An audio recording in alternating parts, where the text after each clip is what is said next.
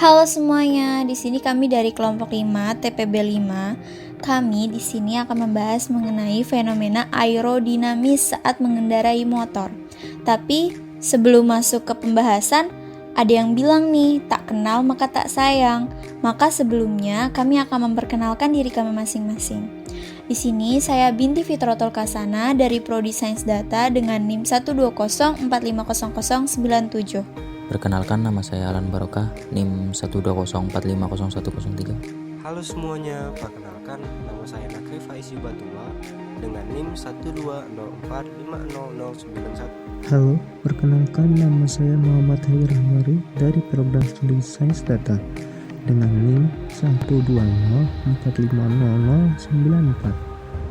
Saya Muhammad Nabil Azizi, NIM 120450090 dari Prodi Sains Data. Jadi, ada yang tahu nggak aerodinamis itu apa? Kalau nggak tahu, simak videonya sampai akhir ya. Aerodinamika atau aerodinamis berasal dari bahasa Yunani, di mana aero diartikan sebagai udara dan dinamika diartikan sebagai kekuatan atau tenaga. Intinya, aerodinamis itu interaksi antara udara dengan benda. Udara yang dimaksud adalah udara yang bergerak dari segala arah, yang dimana terjadi perubahan gerak dari suatu benda akibat dari hambatan udara ketika benda tersebut melaju dengan kencang. Pada dasarnya sih ya, semua fenomena aerodinamis yang terjadi pada kendaraan itu disebabkan adanya gerakan relatif dari udara di sepanjang bentuk bodi kendaraan. Tujuannya apa sih penggunaan aerodinamika pada kendaraan? Tujuannya yaitu untuk memecahkan kecepatan atau hambatan udara pada kecepatan tinggi. Hambatan udara yang bekerja pada suatu kendaraan seperti mobil, truk, maupun motor. Tapi setiap kendaraan berbeda-beda ya, dipengaruhi bentuk dari kendaraan itu sendiri. Jadi maksudnya itu, udara yang bergerak atau biasa disebut angin seringkali menghambat laju kendaraan seperti mobil, pesawat, motor, dan lainnya. Oleh karenanya, dibuatlah kendaraan yang berteknologi aerodinamika dengan tujuan untuk meminimalkan hambatan udara yang melewatinya. Cara kerja dari aerodinamika pada bodi mobil yaitu, semakin cepat laju sebuah mobil, maka akan lebih cepat pula gaya-gaya aerodinamika yang ada pada mobil. Gaya yang dimaksud adalah gaya hambat aerodinakim, gaya angkat aerodinamik, dan gaya samping aerodinamik. Karena udara yang bergerak itu menimbulkan gaya hambat atau drag pada kendaraan sehingga akan mempengaruhi pada jumlah konsumsi bahan bakarnya dan juga stabilitas hasil kali koefisiensi drag.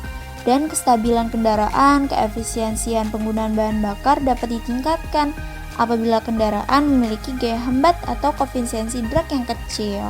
Jadi penggunaan bahan bakar itu bisa lebih hemat dan keefisiensinya juga lebih stabil, maka koefisiensi dragnya harus diturunkan.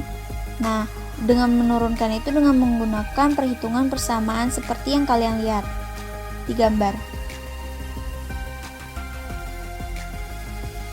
Gaya hambat pada suatu benda yang bergerak melalui suatu fluida diakibatkan oleh tekanan dan tegangan geser permukaan benda tersebut, sehingga menimbulkan perbedaan tekanan antara aliran upstream dan downstream. Perbedaan ini menyebabkan tekanan total pada bagian belakang atau rear end lebih rendah daripada bagian depan atau leading edge, sehingga memunculkan tarikan ke arah belakang. Lalu gaya aerodinamika secara umum, di mana arah kecepatan relatif angin terhadap kendaraan tidak selalu sejajar dengan sumbu longitudinal kendaraan, maka akan terjadi aerodinamik pada kendaraan. Ada 3 gaya aerodinamika tersebut, yaitu 1. Gaya hambat atau drag aerodinamik. Gaya yang bekerja dalam arah horizontal paralel terhadap aliran dan berlawanan arah dengan arah gerak maju kendaraan. Gaya hambat total sendiri terdiri dari beberapa jenis gaya hambat, yaitu hambatan bentuk dan hambatan pusar. Hambatan bentuk yaitu gaya hambat yang disebabkan oleh adanya gradien tekanan atau pressure drag dan adanya gesekan atau friction drag. Sedangkan hambatan pusar disebabkan karena adanya perbedaan tekanan antara bagian atas dan bagian bawah kendaraan, sehingga menyebabkan timbulnya gerakan aliran udara dari permukaan bawah menuju ke permukaan atas kendaraan yang berupa pusaran atau vortex. Gaya angkat aerodinamik, gaya yang bekerja dalam arah vertikal dan biasanya arah ke atas ditandai sebagai arah positif dan ke bawah sebagai arah negatif.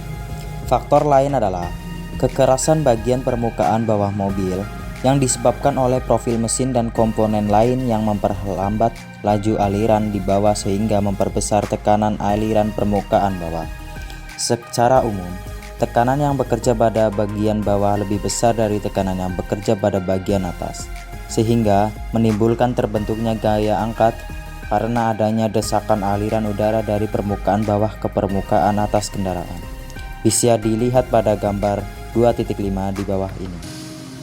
Nah, yang ketiga adalah gaya samping atau side aerodinamika atau FS. Gaya yang bekerja dalam arah horizontal dan transversal sehingga bersifat mendorong kendaraan ke samping dan juga terjadi pada kondisi kendaraan berbelok.